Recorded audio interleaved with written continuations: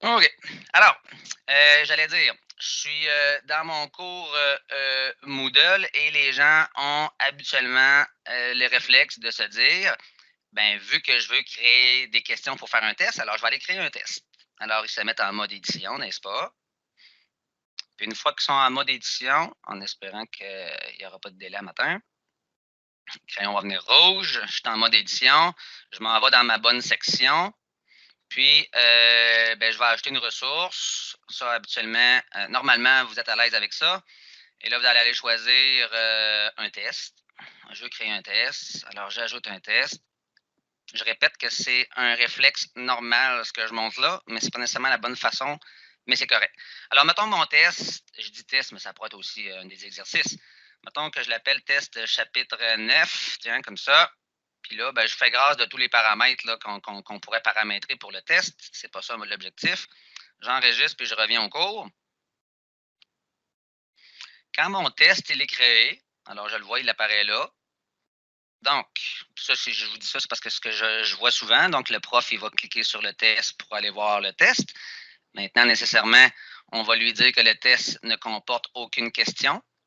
Alors, il va vouloir modifier le test pour en ajouter. Modifier le test en passant, on le retrouve aussi dans l'engrenage qui est juste ici.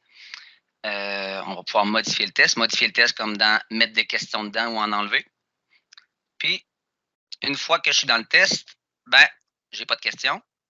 Alors, je vais vouloir en ajouter. Et là, ben, la personne va dire, ben là, je vais ajouter une question. C'est quoi ça, la banque de questions, une question aléatoire? Je comprends pas c'est quoi. Fait que, tu sais, logiquement, je vais aller ajouter une question. Puis là, ben, Moodle propose une série de types de questions que vous connaissez probablement pour certaines. Puis, nous autres, ce matin, ce qu'on fait, je défile vers en bas, c'est ça ici, ce qui relève de WIRIS. Les questions WIRIS, quand on parle de questions WIRIS, ça signifie qu'il y a une programmation qui vient avec. Je fais remarquer les logos aussi, là, visuellement, là, c'est les seuls qui sont orangés rouges. Là. Euh, Puis, ben, ici, nous autres, ce matin, c'est carrément ceux-là qu'on fait. C'est les questions closes de Mathias qui relèvent de WIRIS. Ce sont les seuls qui permettent de faire plusieurs questions dans la même question. Fait que je dis pas que c'est un mauvais réflexe d'y aller comme ça, seulement que moi, ce matin, comme vous autres, on est en mode création, on va créer des questions. On ne veut pas nécessairement créer un test tout de suite, on veut créer des questions. Fait que toutes les questions qui sont dans Moodle, dans votre cours Moodle, ils sont nécessairement stockés dans ce qu'on appelle la banque de questions. Fait que là, je reviens au début de mon cours et voici maintenant, ça commence j'allais dire le bon réflexe, mais encore là, c'est peut-être mal dit. Il y a deux façons d'aller dans votre banque de questions. Ici, vous avez souvent une colonne de droite. Puis si le bloc administration a été ajouté dans la colonne de droite, vous allez retrouver la section qui s'intitule Banque de questions. Si jamais vous ne l'aviez pas dans la colonne de droite, il n'y a rien qui vous empêche de passer par les paramètres. Puis, dans la section administration du cours, plus bas, vous avez un accès direct à la banque de questions. Je vous montre tout de suite ici, là, il y a comme 4 sous-sections, on va dire, de la banque de questions. Il y a toutes mes questions qui sont nécessairement dans des catégories. Puis tantôt, j'en ai parlé un peu vite, vite. On peut importer, exporter une ou des questions. Donc, quand je me rends dans la banque de questions, c'est celle propre à mon cours Moodle à moi. Alors, je vais avoir des questions. C'est quoi ces questions-là? Les questions qui s'affichent ici sont celles qui relèvent de la catégorie qui a été choisie ici. Donc, il peut y avoir plein de catégories. Puis vous autres aussi, vous avez tout intérêt dans votre cours Moodle à vous structurer. C'est super important d'avoir des contenants en fait qui sont logiques dans lesquels vous allez vous retrouver. Pensez que plus vous allez faire des questions, plus vous allez chercher à vous retrouver. Je vous montre maintenant ici, vous avez une section catégorie. Puis là, ben, catégorie, vous allez avoir vraiment, on a vraiment le visuel de toutes les catégories qui relèvent de mon cours Moodle. Puis là, ben, si vous connaissez un peu la structure informatique, là, quand c'est décalé vers la droite, ça veut dire que ça fait partie de ce qui est au-dessus. Donc, moi, ma structure, comment j'ai bâti, puis c'est pas obligé d'être comme ça que vous le faites, là, mais je répète mon point et que c'est super important d'être structuré, de se créer des catégories, puis c'est pas ça le but à matin, mais éventuellement, vous allez avoir un besoin par rapport à ça. Donc, moi, c'est par module aux adultes, puis ben, j'ai des chapitres, on va dire, Puis dans chacun des chapitres, je me suis créé des questions. Puis les questions peuvent être après ça compartimentées. Donc, j'en suis rendu j'aime bien fonctionner. Disons, la fonction d'escalier, il y a des questions qui sont à choix de réponse, à démarche, à réponse courte, puis les questions au iris. Fait que moi, ça me permet rapidement de me retrouver. Puis, je ne vais pas plus loin que ça pour l'instant, là. Quand vous êtes dans la section catégorie, sachez que quand vous allez tout au bas, vous allez avoir la chance de pouvoir ajouter une catégorie. C'est vraiment ici qu'il faut passer. Donc, moi, ce que j'ai fait, par exemple, pour mes questions de Calcumi, d'abord, j'ai écrit ici, tiens, ma catégorie, là, toutes mes questions que je fais avec Calcumi, là, je les ai mis dans une catégorie, exemple, mettons, avec Calcumi. La catégorie que je m'apprête à créer, elle va relever d'une autre catégorie. Puis là, c'est à moi d'aller choisir c'est quoi la catégorie parente. Fait que tout ça se déplace, c'est malléable. Mais disons que je fais ça puis que j'ajoute une catégorie. Ben là, maintenant, je devrais voir. Puis là, des fois, c'est difficile de se retrouver au début, là, mais à un moment donné, à force de se promener, je devrais voir le fameux exemple avec Calcmi qui est là quelque part.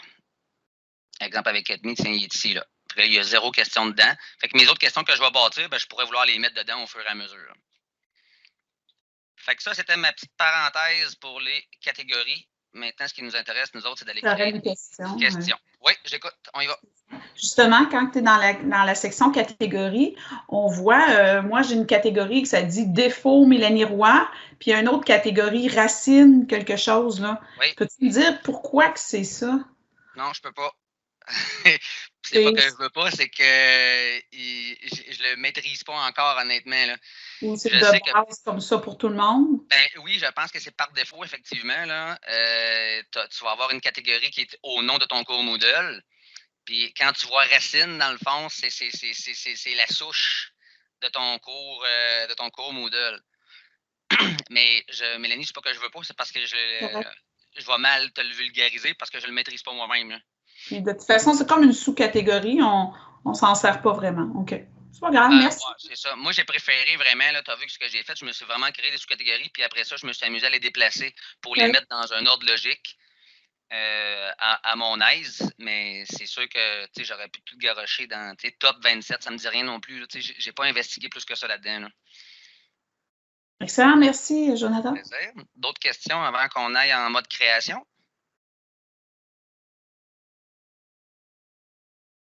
OK. Ben, dans ce cas-là, allons-y. Donc, je vous ramène. Donc, je rappelle là, que je suis allé dans le paramètre, je suis allé chercher banque de questions. Puis là, moi, je suis en mode créer une question. C'est ici que c'est l'équivalent tantôt dans mon test, c'est d'aller choisir ajouter une question, créer une question. Tout de suite ici, là, je vais choisir une catégorie. Là, tout de suite, je vais aller choisir ma bonne catégorie. Donc, moi, dans le fond, la question que je m'apprête à faire, je vais vouloir qu'elle soit stockée dans les exemples de Calcumi, la nouvelle catégorie que je viens de créer. Fait que là, nécessairement, il n'y a aucune question dans ma catégorie encore. C'est une question qui est vierge. C'est une catégorie qui est vierge. Alors, je vais ici choisir de créer une question. Puis, comme je vous disais tantôt, c'est celle-là qui nous intéresse aujourd'hui, les questions closes, Mathias.